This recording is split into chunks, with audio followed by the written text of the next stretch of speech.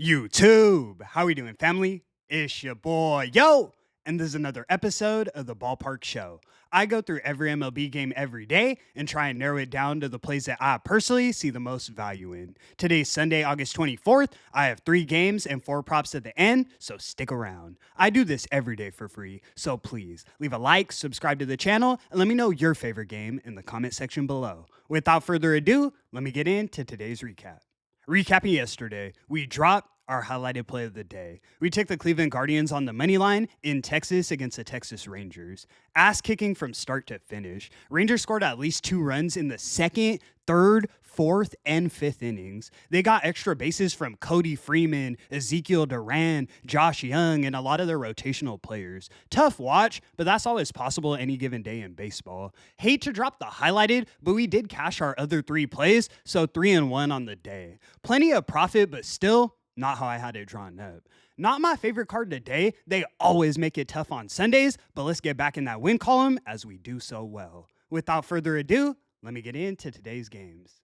In our first matchup, we have the Washington Nationals in Philadelphia taking on the Philadelphia Phillies. Phillies are minus 280 on the money line, and the total is 9.5 runs. On the mound, we have Jake Irvin going for DC, and we have Ranger Suarez going for Philly. When I look at Irvin's advanced metrics, worried is an understatement. 5.3 current and a 5.5 expected ERA. No velocity, no strikeouts, and he's walking a ton of batters. Against the Phillies, you're in big trouble. Head to head, everyone on the Phillies lineup has above a 1.0 OPS against him. They're going to score a lot of runs. Thing for me is, I don't see Suarez pitching a shutout either. He should fare better. He has more upside to his game, but he does give up a lot of hard contact. We all know the Nats don't have the best lineup, but they average 4.2 runs a game over the last 30 days. Philly should do a majority of the heavy lifting, but end of the day, we're getting over this total. We're taking the Nationals and Phillies over 9.5 runs as our first highlighted selection. Let's move. In our next matchup, we have the Chicago Cubs in Los Angeles taking on the LA Angels. Cubs are minus 155 on the money line, and the total is 9.5 runs. On the mound, we have Jameson Taillon going for Chicago, and we have Kyle Hendricks going for LA. These are 2 comparable starting pitchers with similar expected ERAs. I'd give the slight edge to Kelly based on his ex-WOBA, but Taillon does a great job of limiting the walk. For me, this one comes down to the lineups and bullpens. The Cubs haven't been at their best over the last 30 days, and they still considerably outrank the Angels from behind the plate. We got a taste of their offense yesterday with the 12 runs. They're starting to heat up, and that's a problem for the Halos. Not worried about LA's bats, then we get to the bullpens. Again, I wouldn't say the Cubs pen has been at its best, and it's still top 10 in the league. The Angels, 26th, allowing 4.8 runs a game. Chicago should be on the board early and often, and we should see the easy run line cover. We're taking the Cubs on the run line. You can find it for plus 105 odds as our second highlighted selection. Let's move. In our last and final matchup, we have the Cincinnati Reds in Arizona taking on the Arizona Diamondbacks. Diamondbacks are minus 139 on the money line, and the total is 9 runs. On the mound, we have Brady Singer going for Cincy, and we have Zach Gallen going for Arizona.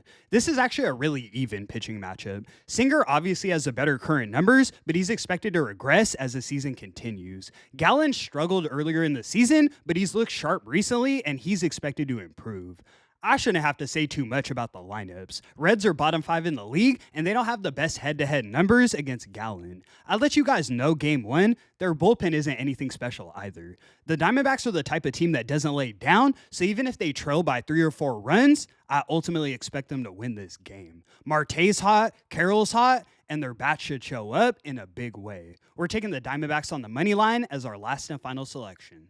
All right, guys, let me get into these props. 2-2 yesterday, but we cashed for plus money, so let's keep it rolling. First, we're taking Juan Soto of the New York Mets to get 1 run or RBI. Top 5 in hard contact and a 1.8 OPS against Elder. Next, we're taking Riley Green of the Detroit Tigers to get 2 or more bases. 1 for 12 in his career against Seth Lugo, but the 1 hit was a home run. Keep an eye. Next, we're taking Seiya Suzuki of the Chicago Cubs to get 2 or more bases. Also top 5 in hard contact, and he's facing his old teammate in Kyle Hendricks. For our final selection, I had to run this one back. We're taking Corbin Carroll of the Arizona Diamondbacks to get 1 run or RBI. You guys already know. This guy hits for contact, hits for power, and has a ton of speed. He'll find a way to get on the board.